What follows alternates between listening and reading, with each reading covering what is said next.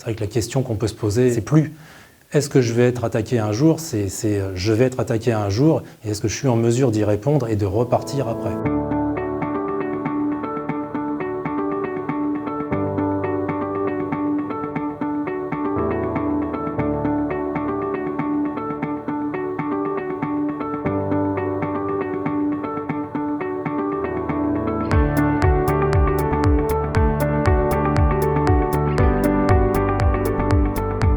Il y a des outils de hackers vraiment dédiés au piratage brut, on va dire, mais on s'aperçoit aussi que le maillon faible étant l'humain, ça passe par lui, le collaborateur de l'entreprise, donc c'est tout ce qui est phishing,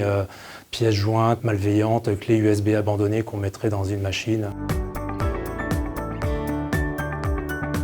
C'est un collaborateur qui ouvrira un mail qui contient une pièce jointe malveillante,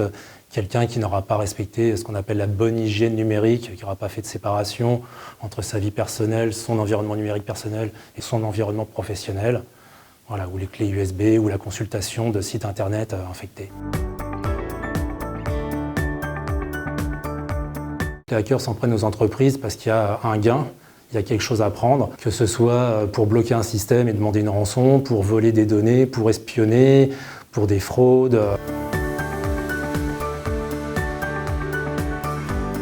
De la petite entreprise dans la grande entreprise, sachant que les petites entreprises vont être forcément une cible de choix pour les hackers parce que souvent moins bien protégées, mais une entreprise est source de plus de revenus potentiels en cas d'attaque, donc c'est plus intéressant pour un hacker.